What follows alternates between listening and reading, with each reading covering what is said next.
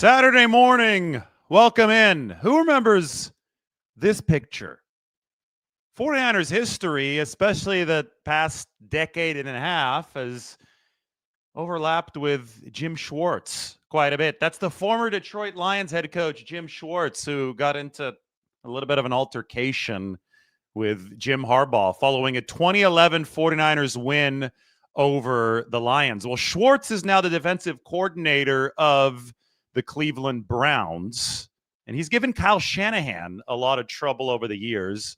Shanahan's offense is only 1-9 against Jim Schwartz coordinated or coached defenses. So big challenge for the 49ers tomorrow. First, though, we're going to talk about Brandon Aiyuk, because John Lynch, in his weekly interview this week, he filled in for Kyle Shanahan on that NBC interview, charted the 49ers' path forward with Brandon Aiyuk. And Lynch also seems to be clearing the path, opening the door for the opening of Brandon Aiyuk's practice window if and when Brandon Aiyuk is cleared. But I think the 49ers strategy, as we've sifted through this over the course of the past couple of weeks, seems rather obvious to me. Let's listen to what John Lynch had to say during this interview with Matt Mayoko.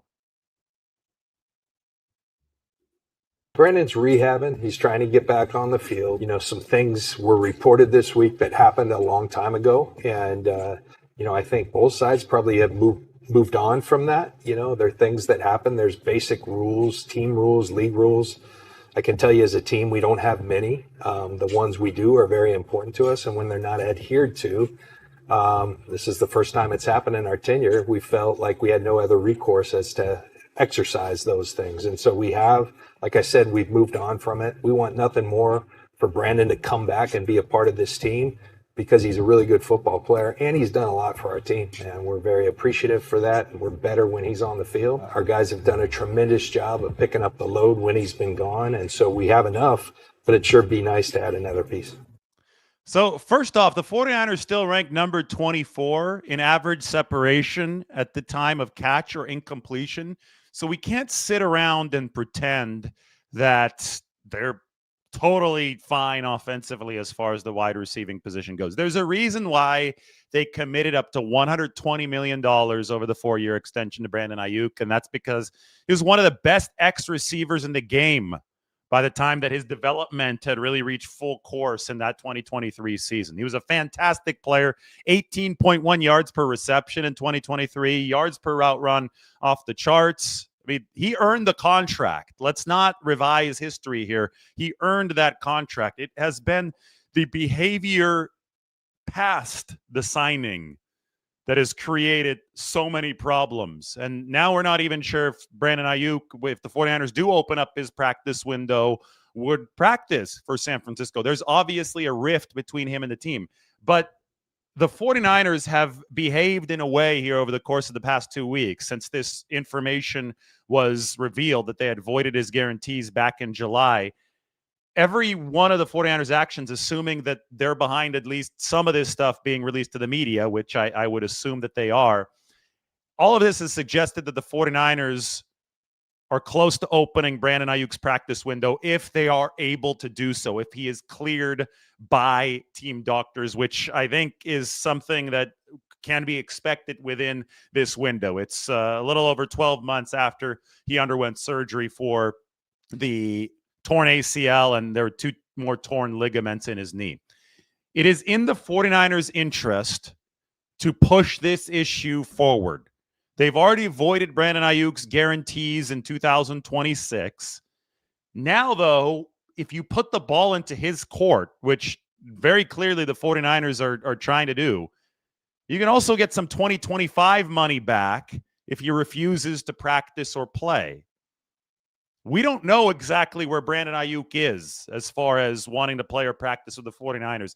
My gut tells me that his answer would be no. I don't want to practice or play with the 49ers based on all the tea leaves we've gathered. But the 49ers are incentivized to at least force the issue so Brandon Aiyuk legally on the record refuses to practice or play. So that way the worst case scenario for San Francisco is recouping some 2025 money. That's my read on the situation. He is set to make 48 to 49 million over 2024 and 2025, ever since the signing of this contract. That much guaranteed, but even money that is A, guaranteed, and B, paid out can be recouped if a player does not live up to his contractual obligations, similar to how Brandon Aiyuk's guarantees were voided in 2026 because he did not live up to contractual obligations. And you heard John Lynch speak about the fact that the 49ers don't have a lot of rules, but the ones that they have are extremely important. According to Mike Silver and Diana Rossini, about a week ago, I think, it was 8 days ago when this report first came out, they said that Aiyuk had missed some meetings. There's been some rumblings that he might have missed some of the rehab appointments. We don't know exactly which rule that the 49ers have that Brandon Aiyuk broke, but we do know that he hasn't even wanted or didn't even fight the 49ers voiding of guarantees. He sat down with the NFLPA in a meeting and said he didn't want to file a grievance. And the statute of limitations for the grievance to be filed has already passed. 5 months after the fact, it's over. So Brandon Aiyuk is not getting those guarantees back in 2026 and beyond. But based on what John Lynch just said, he thinks that this is water under the bridge. And, you look at it from Brandon Aiyuk's perspective, I think Aiyuk might be smart to consider that water under the bridge as well and think about his future and what's best for him to do moving forward. I think that any logical compromise, any logical course of action moving forward for both the 49ers and for Brandon Aiyuk would involve him trying to return and play this year. Now, we don't know if Brandon Aiyuk's going to be a rational actor in this situation, but the 49ers would benefit from another good receiver, even if he's 80% of his former self. As we've seen, they're number 24 in average separation at the time of completion or incompletion.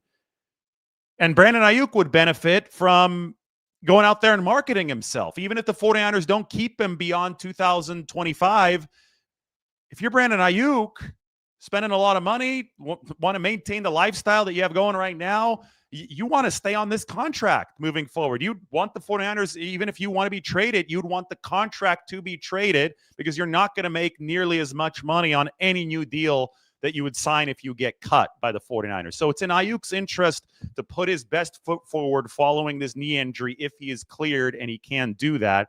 And it would be in the 49ers' best interest to get him out there on the football field to help them because they're 8-4 and they're making a playoff push. Now, that is the outcome if there's rational acting happening on both sides.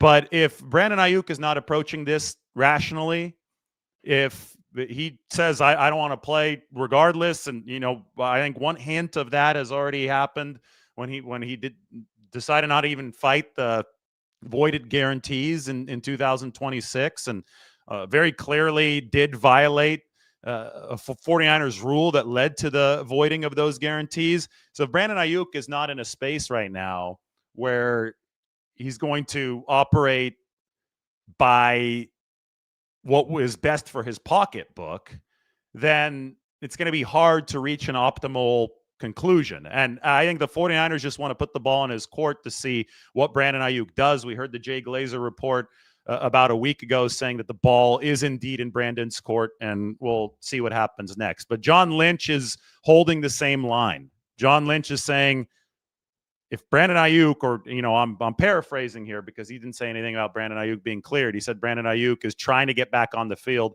But if Brandon Aiyuk is cleared, I would expect the 49ers to open that practice window to see what happens, to see what Brandon Aiyuk's reaction would be. We're still operating with a tremendous amount of fog of war here. We don't know exactly why Brandon Aiyuk broke, or we don't know exactly which rule he broke, why he broke the rules, why there does seem to be a communication rift between him and the team. But we can put two and two together and chart out the rational course of action for both parties moving forward. And it is for Brandon Aiyuk to try to get back on the field and play this year. I don't know if that's going to be followed, but I think that the 49ers can do their half of this to try to salvage as much of this situation as possible, because they really could use any bit of help for this team to try to push it that extra mile to try to get that offense up to the elite level that they need it to be over the back half or the final stretch run of this season to be the locomotive that pulls the train. Next game here is tomorrow against the Cleveland Browns. Then there's a bye week. So they're not going to be opening up anybody's practice window over the course of the bye week because a practice window can only last for 21 days after it's open. So you want to make sure you have maximum runway. You're not really going to be practicing during that bye week. So I would expect if Aiyuk is cleared, post-bye is when that practice window would open. So I'm going to look at my calendar here very quickly.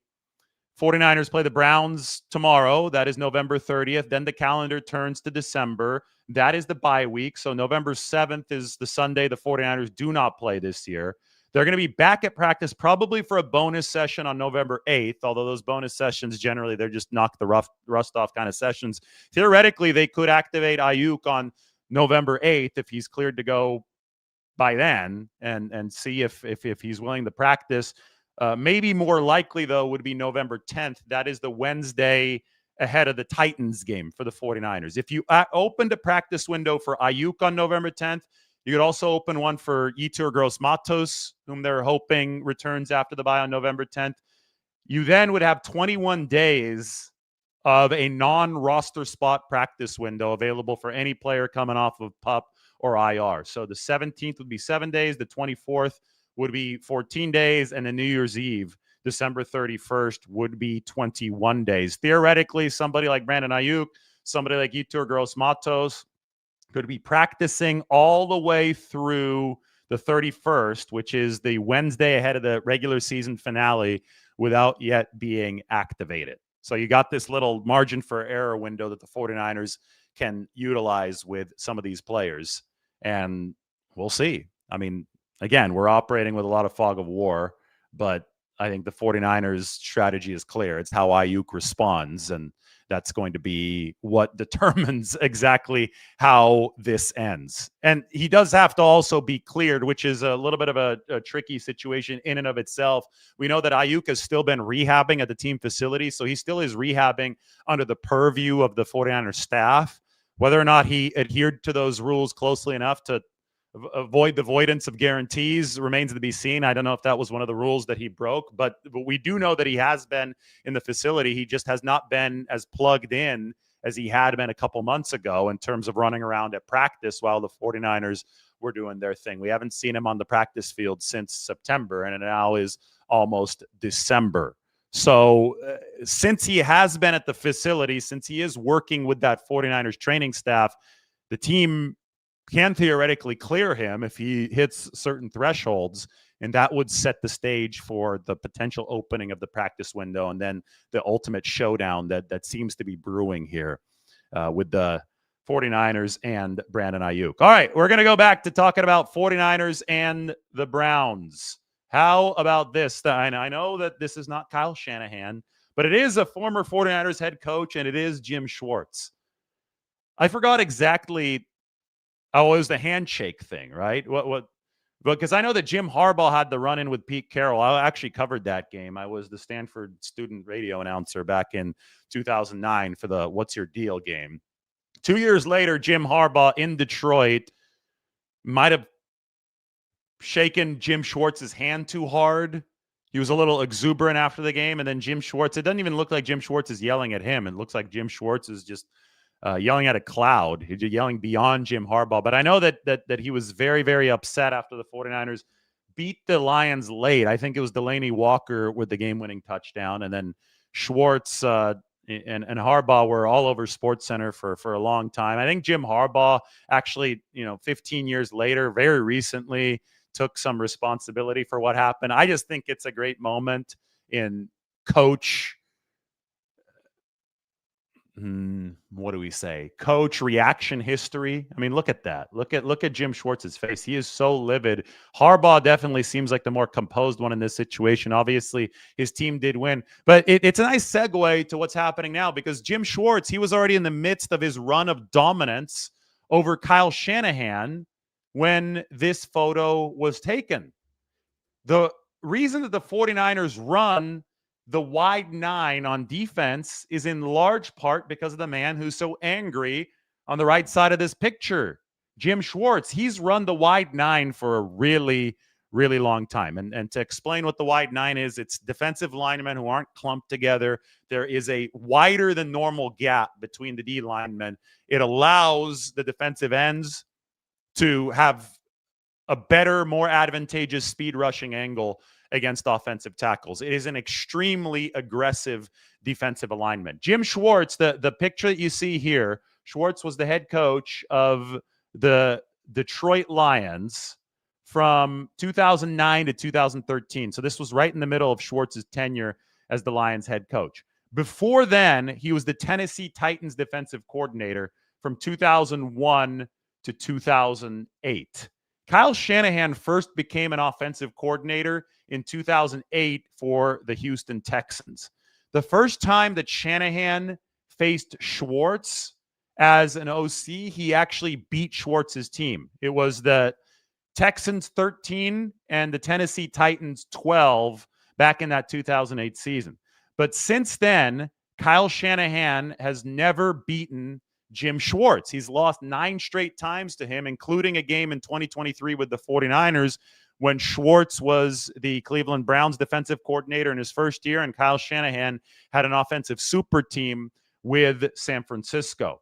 Back when Kyle Shanahan was only 28, 29 years old as the offensive coordinator of the Texans, Schwartz had Javon Kearse, Kyle Vanden Bosch, Albert Hainsworth, a lot of really, really good defensive linemen with the Tennessee Titans. That's the one time Kyle beat him, but Kyle also lost the game that year because they're in the same division in the AFC South with the Tennessee Titans. And ever since then, whether Schwartz was with the Detroit Lions, with the Buffalo Bills in 2014, or with the Philadelphia Eagles from 2016 to 2020, they beat the 49ers a couple times in that time period. Kyle Shanahan had never been able to beat Jim Schwartz. In 2021, Schwartz was back with the Tennessee Titans as a senior defensive assistant. And you'll remember that Tennessee beat San Francisco. I think it was a December 23rd game.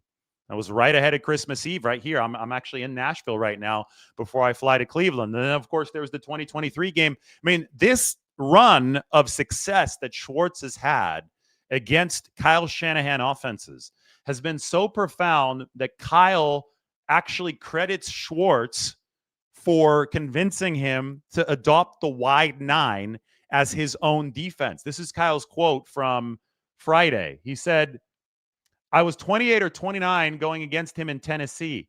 That's where it started when they had Kyle Vanden Bosch, Albert Hainsworth, Javon Kearse. They were doing the wide nines then, and that's why I always wanted wide nines, and we got that with Chris Kasarik." 49ers defensive line coach Chris Kasarik came to San Francisco in 2019. So that was the third year of Kyle Shanahan's tenure.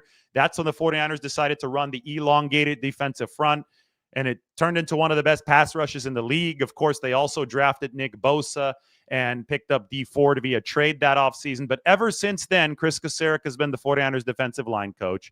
They've run the wide nine. They've run it to a lot of success.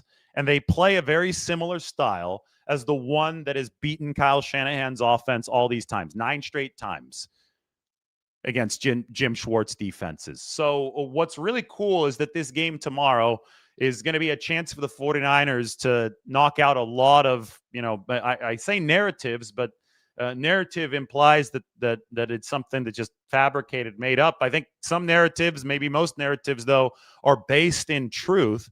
49ers have a chance to reverse a lot of trends. One of them is the struggles of Kyle Shanahan against Jim Schwartz and those 9 straight losses against Schwartz-coordinated defenses.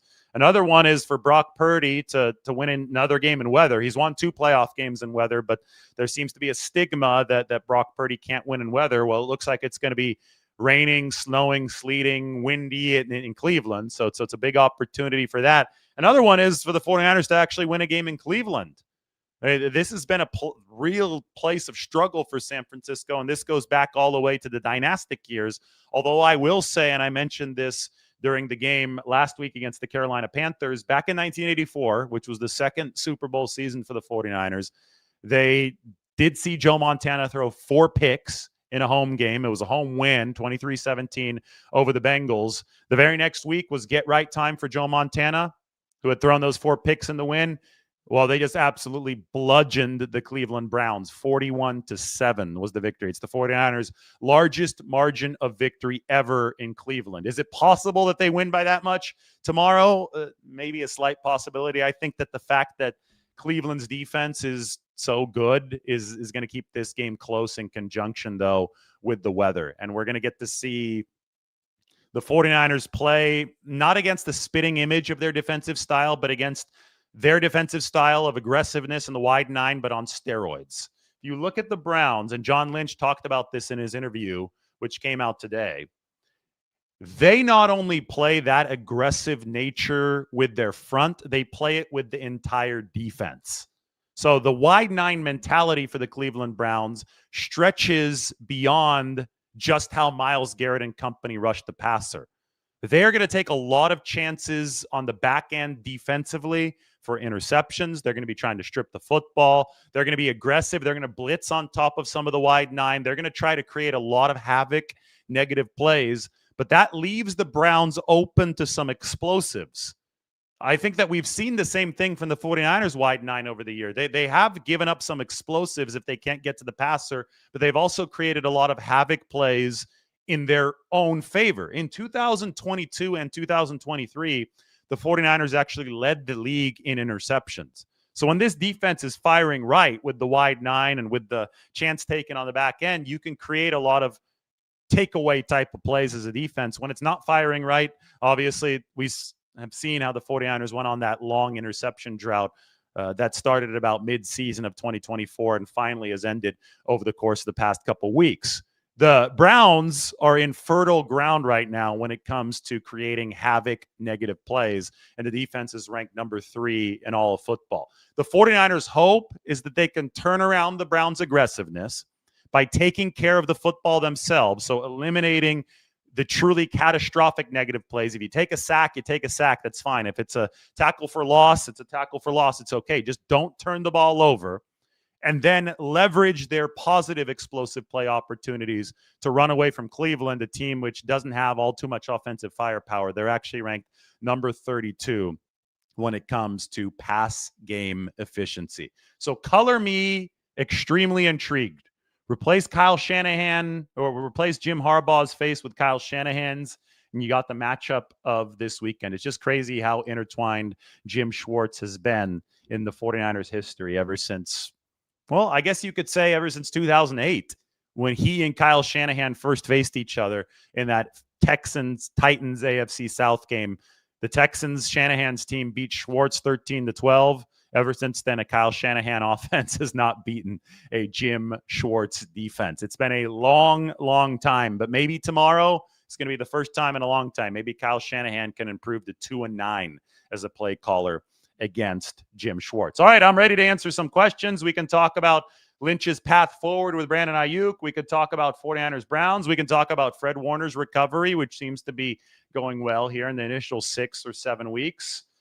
I'm ready to talk about anything and everything, including the weather in Cleveland, since I'm about to fly into it. We've got a flight in about 5 hours to Cleveland. Should only be an hour.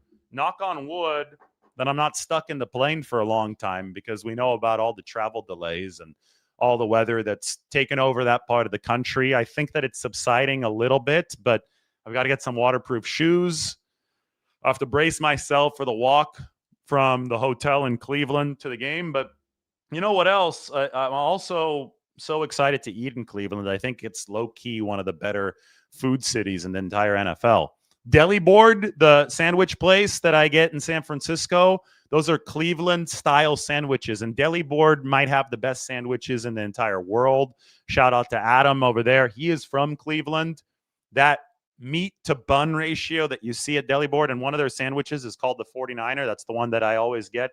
That is a direct homage to Cleveland and some of the deli sandwiches they have there. There's a place called Slyman's that's a lot like Deli Board in San Francisco. We're going to do a food side-by-side when we get to Cleveland, weather permitting. But, you know, a lot of people will crap on Cleveland, and I will too, because their weather is terrible, but their food scene is low-key really, really good. It's a good sandwich city, and so much so that San Francisco, the best sandwich city in the world, has emulated part of what Cleveland brings to the game. And it happens through Adam over there at Deli Board on Folsom Street in Soma. All right, I'm ready to answer some questions. I have waded into the comment section. What are we talking about this morning? Am I going to a tailgate party? No, I don't think I want to go to a tailgate party if it's snowing. I wanted to go out to a tailgate party in Buffalo last year, but that weather, and that was on this Sunday of last year. It was the Sunday after Thanksgiving. That weather meant that was not going to happen. I was not leaving. I did not have waterproof shoes last year in Buffalo because I spent Thanksgiving in New Orleans last year with my wife's side of the family. We do a trip every other Thanksgiving. This year we did Thanksgiving at home, but last year we were in New Orleans. So I flew from New Orleans to Buffalo, and I didn't really have the footwear that was necessary for a snow game in Buffalo. And so I couldn't go out and watch people jump on tables in Buffalo. I really wanted to see that, especially since that was the last time the 49ers would head to the old Highmark Stadium. I believe the Bills are moving into their new place next year. So I'm not going to a tailgate in Cleveland either if the weather is going to be at any way similar to last year in Buffalo. I'm trying to find the 49ers sandwich from Deli Board, and it looks like I have indeed found it. So yes, I have. This is going to be great. I'm going to send it to the computer, and then we're going to show it up on the screen because, well, that's what we have to do because we're about to head to Cleveland today. Already. And don't you love the new airdrop feature? Well, I know it's not new, but don't you love the feature where you could transfer files without needing a wire? Because that's exactly what's happening here. All right. So we've got the 49er sandwich from Deli Board, which looks like, if I could find it,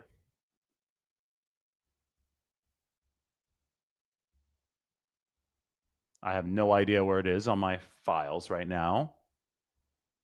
I'm going to answer another question while I look for this thing. Should have been prepared with this sandwich earlier. Ask them questions. I'll find the video in a second. Yeah, I'm going to bring where's my coat? Somebody says bring a snow coat. I thought I brought my coat into the room, but I guess I didn't. When am I coming to Visalia for the meet and greet? I love your 49ers logo, by the way. The old school 49ers logo there in the bottom left. I'll show up to Visalia at some point after the season. But the funny thing, last year, this weekend, we went to Buffalo, and the Bills, they put a team's logo on the visiting locker room. They didn't put the new SF logo. They put this logo that Moon Man here has as his avatar. That was the logo that was on the 49ers locker room door in Buffalo. So all of a sudden, my respect for the Bills absolutely skyrocketed.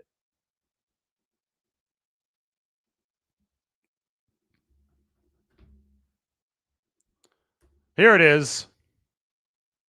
Almost there. I'm going to get it up on the screen.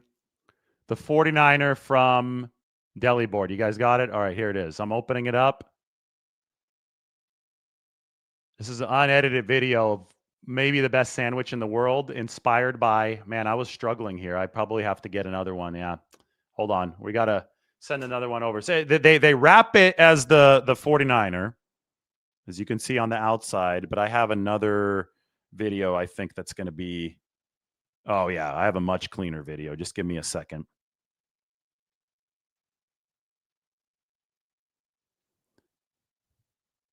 This is why I need to do a better job pre-producing my shows, so I don't have to leave you guys waiting to see this sandwich that connects the two great cities whose football teams will be going at it tomorrow in potential snow. But now we have it ready. Now we're sending it over. And it's going to be up in about 5 seconds.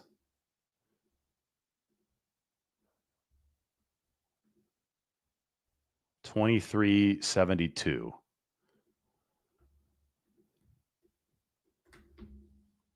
Here it is. All right.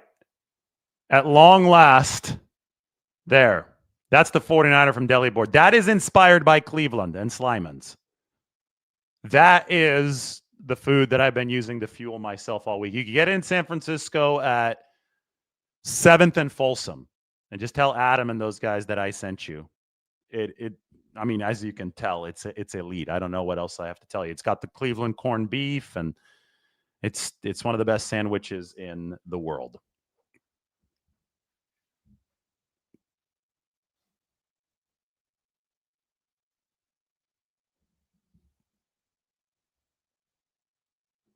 You expect the Browns to blanket everything 10 yards and under. Let's see if the 49ers wide receivers can get separation off the line quickly.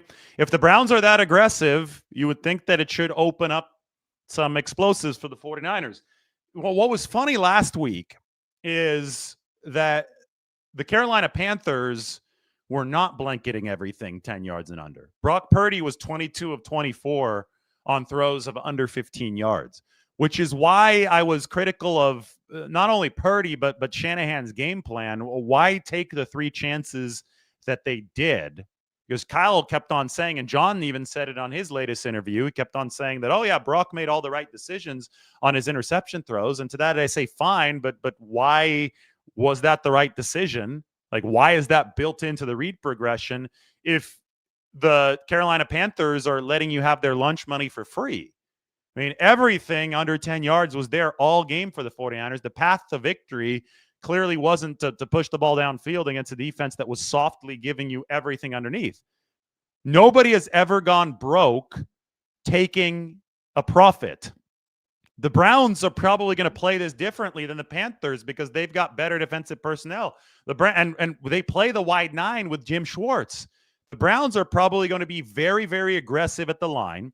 They've got the number 1 run stop win rate in all of football. They've got the number 1 pass rush win rate in all of football.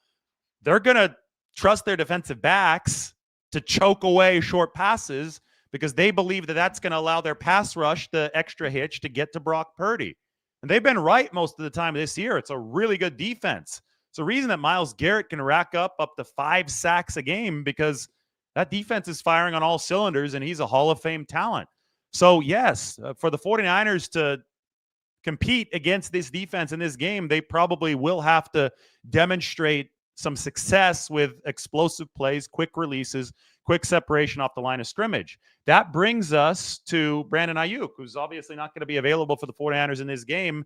But the one thing that the 49ers have really been lacking offensively is that explosion over the top this year that has created some space for other guys. Ricky Pearsall brings some of that back, but they paid Brandon Aiyuk for a reason. They paid Aiyuk after they drafted Ricky Pearsall in 2024. So Pearsall wasn't meant to do all of this. Aiyuk was meant to play the X receiver for the 49ers for the foreseeable future, but that relationship is obviously soured, and it's left a fairly gaping hole in the 49ers offensive structure. How they fill that hole against an elite defense in sleet, snow, wet conditions tomorrow remains to be seen. But I don't think that the same game plan, which succeeded when the 49ers followed it against the Carolina Panthers, I don't think that same game plan is going to work against the Cleveland Browns. They will have to incorporate some explosives in this plan to burn what we expect to be very, very aggressive defense from Cleveland coming from Jim Schwartz in that wide 9 at all levels. A lot of pressure on Brock Purdy and company this week. Now, the good news for the 49ers is that Shedeur Sanders on the other side and that Cleveland offense doesn't really scare you. The 49ers defense cannot pretend like it's a world beater, though. I know that they were awesome against the Carolina Panthers, but that was by far their best performance of the season. And it was coming off a stretch that had them drop all the way down to number 25, number 26 in the defensive rankings. So the defense is not out of the woods for the 49ers, and I don't think that they're good enough to underestimate any offense. Even a really, really bad one, the 49ers have not been nearly suffocating enough to waltz into any game and think that they've got all their defensive issues figured out because they're short on firepower. They're still loaded with youth, right? I mean, they've got a lot of inexperienced players who seem to be growing by the week, but growth isn't always linear. You can deliver an awesome performance like they did against the Carolina Panthers, and then you could lay an egg the very next week, especially on a short week against Cleveland. So the 49ers have to be on high alert defensively. Joe Montana did have 4 interceptions in the game, and he did it a week before he played the Cleveland Browns. So, and he scored 41. The offense dropped 41 on Cleveland. Montana threw 4 interceptions multiple times. Tom Brady threw 4 interceptions in a game 6 times in his career. So throwing picks, that's something that every NFL quarterback does. Every NFL quarterback is going to turn the ball over. Like, there's no way to avoid it. It's a sport of organized chaos. It's how much can you control that chaos? That's the ultimate question in this league.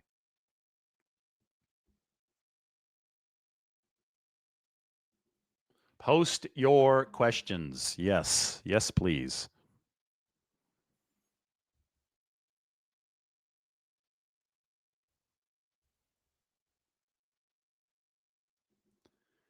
Peyton Manning had 23 interception games. That's a good stat. I didn't know that one. I did a whole video on this. I didn't include that on Manning. That's a good one. Tom Brady had 9 3-pick games. Tom Brady also had 6 4-interception games. Lamar Jackson just turned the ball over 3 times. Lamar has been fumbling and throwing picks. And I mean, that's, the many people's MVP. Josh Allen has been throwing a lot of interceptions this season. It's going to happen, guys. The question is, how efficient can you be despite some giveaways? Because nobody's going to be perfect in this league. And Brock Purdy has answered that question with flying colors. He is the most efficient quarterback, and that includes interceptions factored into the equation. He's the NFL's most efficient quarterback since joining the league in 2022. So he deserves that respect.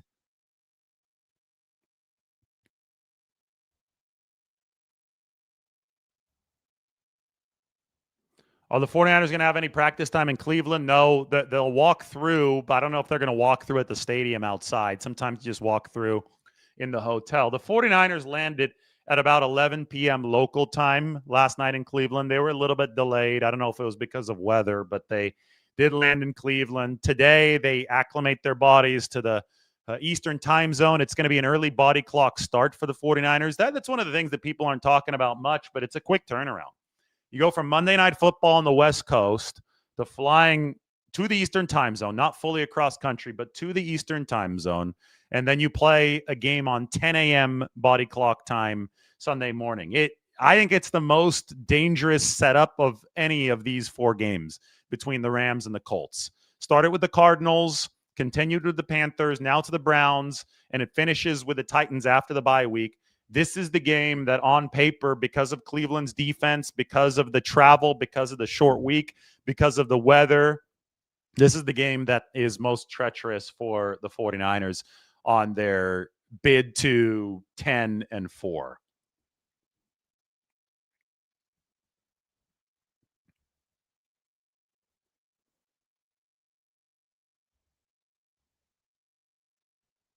Bad weather is going to limit the playing field, or is going to equal the playing field this weekend. The 49ers just need to limit their mistakes. Yep. I mean, it's not like the 49ers, again, this is not a juggernaut this year, right? The 49ers are giving me, especially if they win this and they get to 10-4, I'll really start to feel 2010 Giants vibes. I'm talking baseball. A team that is not going to just blow you out and outmuscle you on a week-by-week basis because they've lost too much star power for that. But a team that is finding ways to win its critical games in grimy, scrappy fashion. So as far as equal playing fields, I think the 49ers are generally dealing with those on a week-by-week basis. The 49ers point differential is only like plus 20 this year. It's not very high. Like the Rams and the Seahawks are both well over plus 100 in terms of point differential. Yet the 49ers don't have a record that's much worse than either of those two teams. They're 8-4, and that means that they're overperforming their point differential by winning at crucial moments of these games. They're winning at the high leverage spots. And winning at the high leverage spots involves limiting mistakes, limiting ultra costly mistakes, and delivering in the clutch.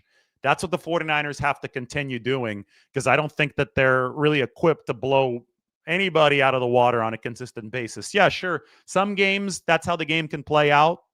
Very often, though, you're going to be facing a game that is not determined until the final few minutes, and that's when you have to make those leverage plays to come out on top.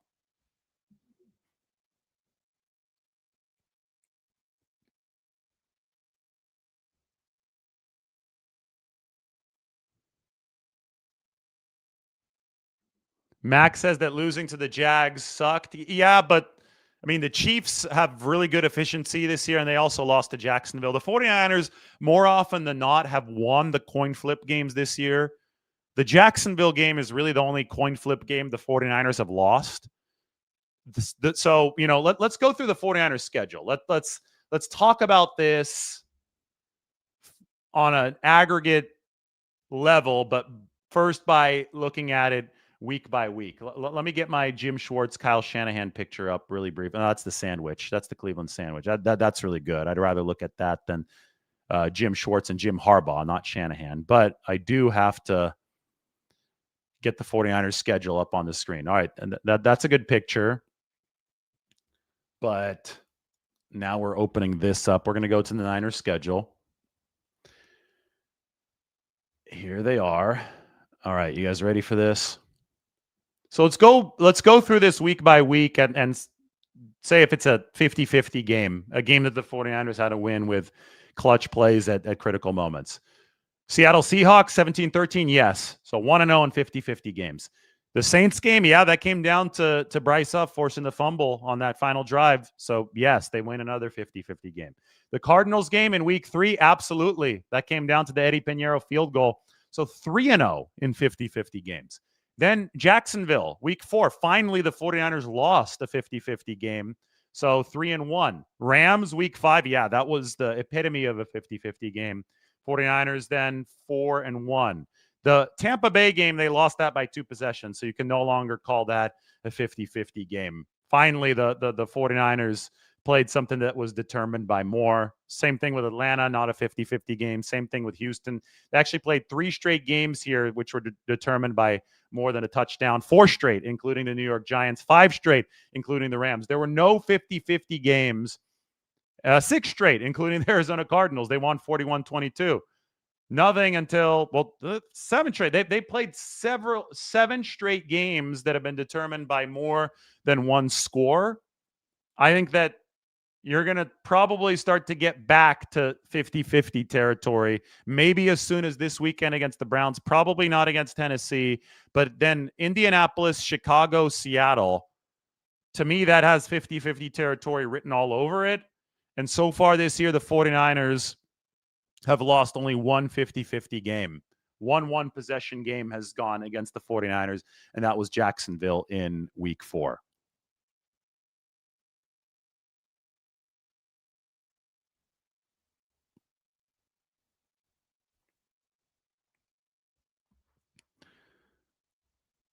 I am ready for some more good questions. Let's go for it. Mike, do you have anything I need to cover? Invader 49er thinks that Purdy comes out playing with something to prove. I mean, I'd hope that you come out thinking that every single week in this league, right? I mean, it's the NFL. Like, nothing ever lasts in the NFL. You've got to prove yourself over and over and over again. 40 rushing yards for Purdy, huh? That'd be wild. I think that could be the difference between a win and a loss for the 49ers if they can accomplish something like that on the ground from their quarterback. That was the difference in the NFC Championship game when they beat the Detroit Lions.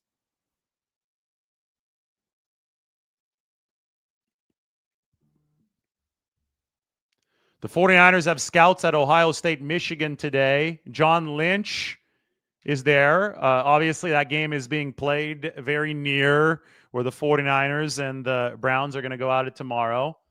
The Commanders have a couple scouts. The Eagles have a couple scouts. The Bengals, Lions, and the Raiders. I am actually looking forward to turning that game on here in a few minutes. 6-0 Michigan early on. That game is in Ann Arbor. Ohio State is favored by 10 points, but they have struggled to beat Michigan as of late. All right, speaking of that, I think 45 minutes is about right. So we're going to be headed to the TV. Watch that game. I got to pack the bag. Got to hang out with my wife before I leave to Cleveland, where, yeah, we'll eat well in Cleveland. I don't know if it's going to be this well in Cleveland. This is going to have to wait for back in San Francisco, but we can say that it is a Cleveland-style sandwich. Everybody, thanks for watching. Hit that subscribe button. We are almost at 100,000. Did you guys see we had a video that crossed 110,000 views the other day? It is dominant time on the channel, and I think the 49ers are trying to enter dominant mode over the stretch run of this season. So hit that subscribe button, hit the like button, do everything you need to, leave a comment. We will talk to you all very soon.